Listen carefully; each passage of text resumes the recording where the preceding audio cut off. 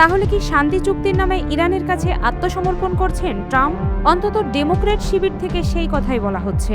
Hormuz প্রণালী সচল রাখতে শেষ পর্যন্ত একটি শান্তি চুক্তির পথে হাঁটলেন ট্রাম্প, অথচ যুদ্ধ শুরুর আগে এই প্রণালী সবার জন্য উন্মুক্ত ছিল। তাহলে যুদ্ধ করে শত শত বিলিয়ন ডলার খরচ করে আবারও সেই প্রণালীকে উন্মুক্ত করাকে কিভাবে যুক্তরাষ্ট্রের বিজয় বলা যায়?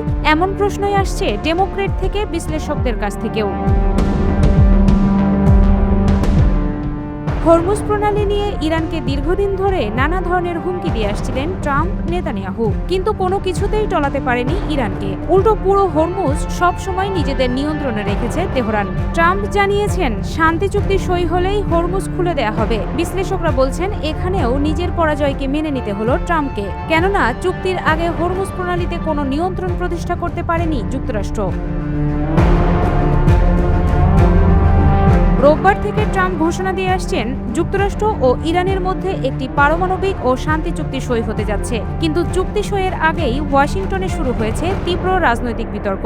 বিরোধী ডেমোক্র্যাট নেতাদের অভিযোগ, এটি কোনো বিজয়ের চুক্তি নয়, বরং ইরানের সর্বোচ্চ নেতৃত্বের কাছে ট্রাম্পের রাজনৈতিক আত্মসমর্পণ। যে যুদ্ধকে ট্রাম্প প্রশাসন শক্তির প্রদর্শন হিসেবে তুলে ধরেছিল, সেটির পরিণতি যদি আবার আগের অবস্থায় ফিরে যাওয়া হয়, তাহলে এত প্রাণহানি ও শত শত বিলিয়ন ডলার ব্যয়ের অর্থ কী? এমন প্রশ্ন তুলছেন তারা। ট্রাম্পের ভাষ্য অনুযায়ী যুক্তরাষ্ট্র ও ইরানের মধ্যে পারমাণবিক ও শান্তি চুক্তি হবে। এতে মধ্যপ্রাচ্যে উত্তেজনা কমবে, দীর্ঘ সংঘাতের অবসান ঘটবে। যুক্তরাষ্ট্রের কূটনৈতিক সাফল্য হিসেবে এটি ইতিহাসে স্থান পাবে। তবে এখনও চুক্তির পূর্ণাঙ্গ শর্ত প্রকাশ করা হয়নি, ফলে এর প্রকৃত বিষয়বস্তু নিয়ে নানা জল্পনা চলছে। চুক্তি ঘোষণার পরপরই একের পর এক সমালোচনার তীরে বিদ্ধ হচ্ছেন ট্রাম্প। ক্যালিফোর্নিয়ার সিনেটর অ্যাডাম শিফ এক্সে লিখেছেন, প্রেসিডেন্ট বলেছেন যুদ্ধ শেষ। আমি আশা করি তিনি সঠিক, কিন্তু আমরা এর আগেও অনেক ভঙ্গ হওয়া প্রতিশ্রুতি শুনেছি। তার মতে ট্রাম্প একের পর এক নতুন সংঘাত সৃষ্টি করেছেন, যুদ্ধের ব্যয় কমাতে ব্যর্থ হয়েছেন, ফলে অর্থনৈতিক চাপ শেষ পর্যন্ত সাধারণ মার্কিন জনগণকেই বহন করতে হয়েছে। কংগ্রেসম্যান সেথ মোল্টন আরও কঠোর ভাষায় সমালোচনা করেছেন। তার ভাষায়, এটি একটি ভয়াবহ চুক্তি। এটি মূলত ইরানের সর্বোচ্চ নেতার কাছে ডোনাল্ড ট্রাম্পের আত্মসমর্পণের দলিল। তার অভিযোগ, যুদ্ধে ইতিমধ্যে প্রায় 100 বিলিয়ন ডলার ব্যয় হয়েছে, 14 জন মার্কিন নাগরিক নিহত হয়েছেন। শেষ পর্যন্ত এমন অবস্থায় ফিরে যাওয়া হচ্ছে যা যুদ্ধের আগেও বিদ্যমান ছিল। মোল্টনের প্রশ্ন, যদি শেষ পর্যন্ত আগের অবস্থাতেই ফিরতে হয়, তাহলে এই যুদ্ধের প্রয়োজন কি ছিল?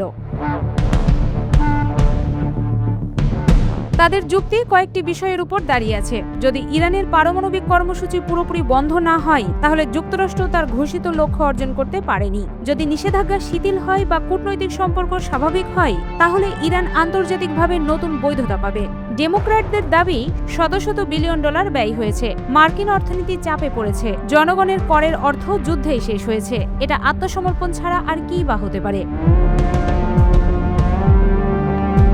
ডেমোক্র্যাটদের মতে ট্রাম্প শুরুতে কঠোর অবস্থান নিলেও শেষ পর্যন্ত আপোষ করতে বাধ্য হয়েছেন। অন্যদিকে রিপাবলিকানদের বড় অংশ বলছে যুদ্ধের পরিবর্তে শান্তি প্রতিষ্ঠা করাই ছিল উদ্দেশ্য। শক্তি প্রদর্শনের পর কূটনৈতিক সমাধানই সবচেয়ে বড় কার্যকর পথ। যদি ইরান পারমাণবিক কার্যক্রম সীমিত করতে রাজি হয়, তাহলে সেটিই বড় সাফল্য। দীর্ঘমেয়াদী যুদ্ধ এড়ানো যুক্তরাষ্ট্রের জন্য লাভজনক।